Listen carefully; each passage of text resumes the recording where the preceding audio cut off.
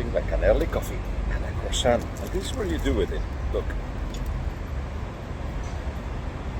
This is just happiness.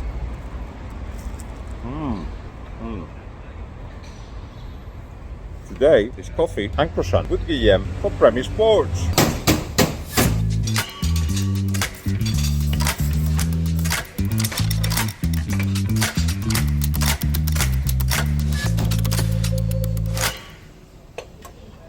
Let's start with the elephant in the room. Cuando las oportunidades están, como tuvo la de venida del Villarreal y fue magnífica, van llegando, van pasando y esta he considerado que tenía que cogerla.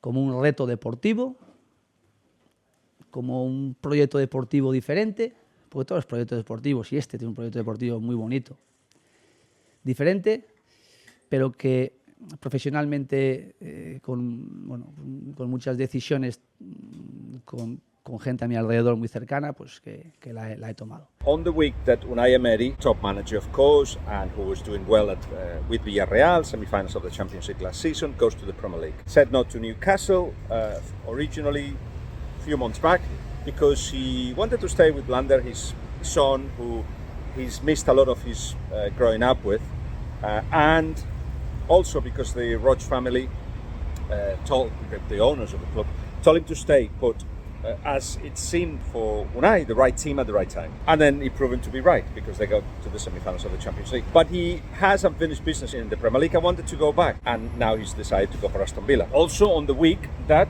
only one Spanish team has qualified for the next round of the Champions League, that's the always Real Madrid. Also, what it looks like, there could be 4 English teams into the next round of the Champions League, into the last 16, but also it could be 4 German. So what's going on? And that's one that I've spoken to Spanish coaches a lot in recent times. This is my take. Football has definitely gone to another place compared to the positional game and possession game that made Spain so famous.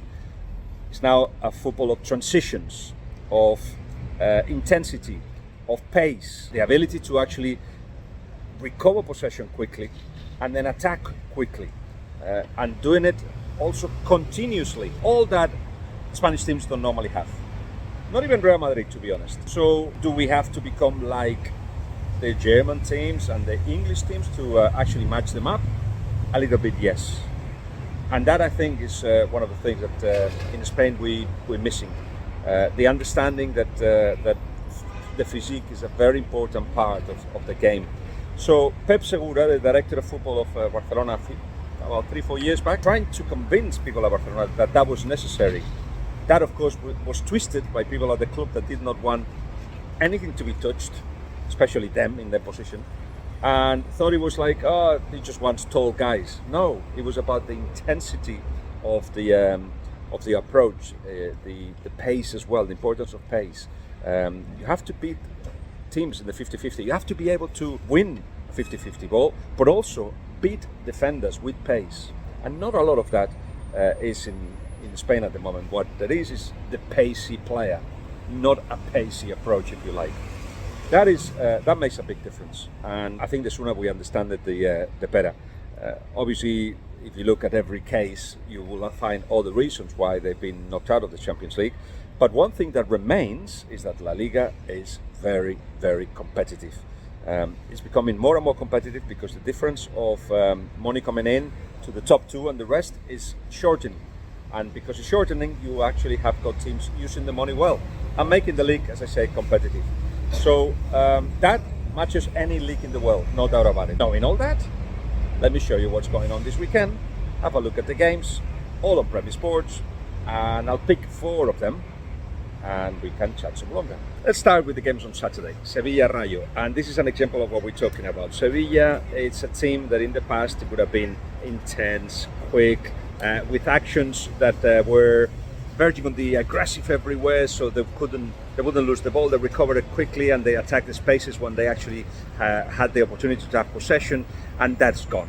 This is now a midfield that is slow, that is want the ball to the feet, that don't attack the spaces, and Sampaoli is trying to change that. He's only lost 1 game since he arrived, and against Rayo Vallecano he will find a team that actually does the kind of thing that describing, the attack, the space, the running behind, the quick passing, the attacking down the flanks, a lot of things that remind you of German size, for instance, but with less quality. It's Rayo Vallecano after all. They beat Cádiz 5-1, and Sevilla, as I said, only lost one game with Sampaoli, but they beat Copenhagen in the Champions League, so they're on the way up. But at the moment, they only score 11 goals. No, I think, only Cádiz, Elche, and Mallorca has scored fewer goals this season. That's one of the many things that they have to prove. Another game of Saturday is Valencia, Barcelona. Valencia struggling with injuries. Diakabi, their best centre back, is out. Nico cannot play because of the fear clause. That means that Barcelona don't let him play. Ilaish Moriba is out as well. This coincides with 3 games without winning, having had 5 without a defeat. So after very exciting times, there are a little bit of doubts about Gattuso's side, but Gattuso has made it very clear that it's a young team and there will be up and downs during the season. And at the end of the season, we'll see where Valencia ends, possibly about mid-table.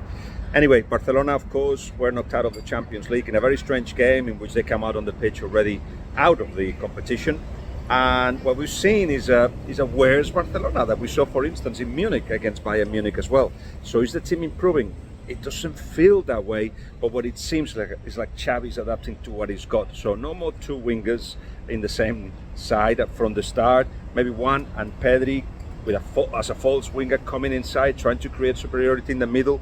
But generally, just feels like not 11 players are at the peak of their form right now. So Barcelona struggling to defend the quick transitions. That's been a thing that has been going on for years. It's not just Xavi's problem. And meanwhile, Xavi's trying to put a little bit of optimism in the side.